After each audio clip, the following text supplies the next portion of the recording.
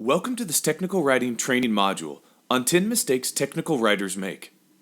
After completing this lesson, you will know 10 mistakes that technical writers make and be able to correct the 10 mistakes we cover.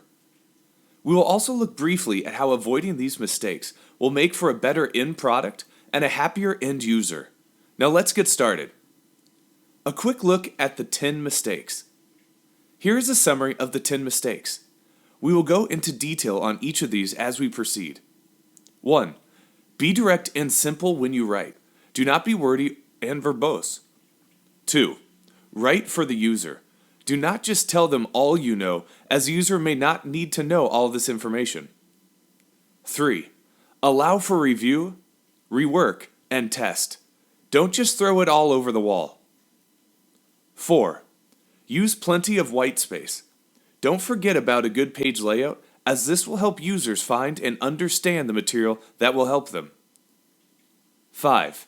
Use graphics to help the user. Don't tell the story with a narrative alone. 6. Keep everything consistent. Don't release a document without an edit for consistency. 7. Keep it conversational. Don't use too formal a style. 8. Keep sentences short. Don't overload the reader. Number 9. Use bullets and steps. Don't just make it a narrative. And 10.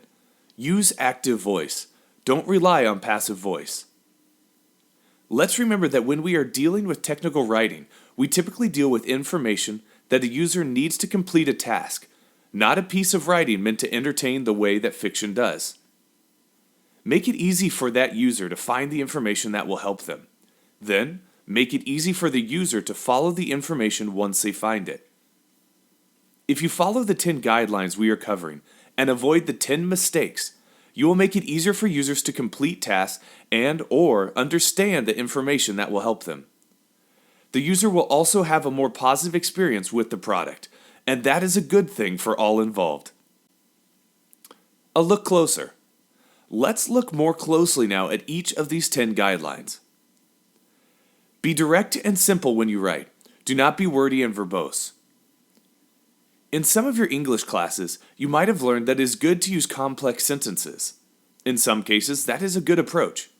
If you are doing scholarly work, complex sentences are a good idea. In contrast, for technical writing, complex sentences are normally not a good approach.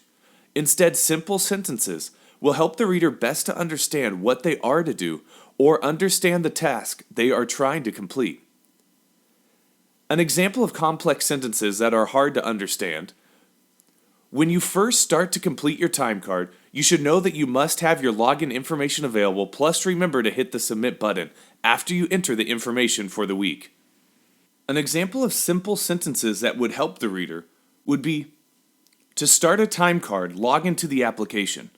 Complete the weekly entry. Click submit. Write for users and their need to know.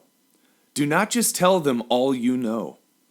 Not only should you avoid using complex scientific words that can intimidate a user, you should also provide only that information the user needs.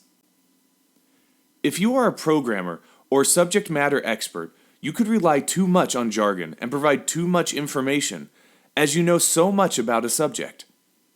This can make it hard for the reader to find and understand the material they need to know to complete the tasks they are trying to do. Remember to always keep the reader in mind and be careful with the terms and content you use. Include what the reader needs to know. You may need to know the code, but the reader does not need to know it. Allow for review and rework. Don't just throw it over the wall. Technical writing is typically a group effort. A technical writer will work with a team to determine what to cover. Then, typically the writer will provide an outline to make sure everyone on the team agrees. After that, the writer can provide a first draft to the team for comment. After incorporating comments and learning what changes there are and could be in the product described, the writer could provide another draft for review and even test. Often the more input, review, and test, the better the finished product. It is not just a writer writing a masterpiece on their own and providing a finished product. That is not a good approach, as an iterative approach works better. That way the team gets to see the work as it evolves, and there are fewer surprises at the end. In addition, the user gets a better product that way as well. Use plenty of white space. Don't forget about a good page layout. Make it easy for readers to find what they are looking for. They may not read a manual from beginning to end. They may just want to find one section, or procedure, or just want to find out how to figure and handle a problem. White space tends to make it easier for the reader to skim and understand. Many writers use a layout with 5 to 6 words on a line, using a combination of type size and wide margins to make a final product easier for the user. Use graphics to help the user. Don't tell the story with a narrative alone. Screen grabs, line drawings, and photos can all help the user understand what they are supposed to do. Rarely will a narrative alone be enough for a user to understand instructions. Remember also that today videos are often an easy way to go when describing a procedure or instruction. Remember the trite phrase that a picture is worth 1,000 words? The phrase is often applicable when it comes to technical writing. Sometimes writers can forget this. Keep everything consistent. Don't release a document without an edit for consistency. Readers will appreciate consistency, as consistency will make information clear and help cut down on misunderstandings. Remember to do an edit for consistency.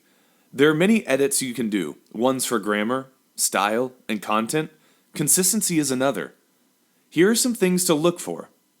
Numbering, typeface and size, headers and footers, terminology.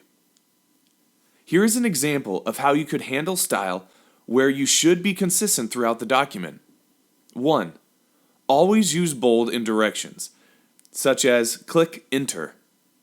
2. Always use a certain font to show typing, such as type Enter. Keep it conversational. Don't use too formal a style. The audience for technical writing could be someone who does not have a technical background. For example, you could be writing instructions for someone using a cell phone. The person may be new to the topic, so keep it conversational and not intimidating. You are not always writing for an engineer or a programmer. You could be writing for someone with no technical background, and even someone who does not have English as their native language. Keep this user in mind and keep it conversational, not formal. Keep sentences short. Don't overload the reader. It is easy to overload a reader. Long words and sentences can do it. That is why you should keep sentences short and specific, providing just the information the user needs to complete a task. Many writers try to keep sentences under 10 words. If you are new to technical writing, this can be a challenge. Try breaking things down into steps and bullets. This helps readers to skim what they are looking for and to pull out the information that they need. Use bullets and steps. Don't just make it a narrative. Really make it easy for the user to follow instructions. Bullets and steps can help. Studies show that someone can complete a task faster with bullets and steps, not just a narrative. A numbered list forces you to think through each step so you can test the process more easily and provide a complete set of usable instructions for the reader. Look at this example. This is an example of a narrative that is not the best approach. To complete a time card, you should log into the application, then find the right week for your entry, complete your entries, and remember to hit the Submit button. An example where steps are a better approach would be the following. To complete a time card, 1. Log into the application. 2. Find the week for your entry. 3. Complete entries. 4. Click Submit. Use active voice. Don't rely on passive voice.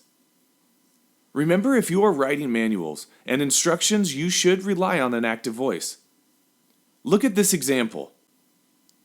Click Enter. Enter should be clicked by user. That's an example of an active voice versus a passive voice. When you write, tell the reader exactly what to do. An inexperienced writer could rely on passive writing describing what users do instead of being specific about the steps. Use of the active voice should accompany a conversational tone that does not intimidate the user. In summary, we have looked at 10 mistakes that writers make with some examples of how to correct them.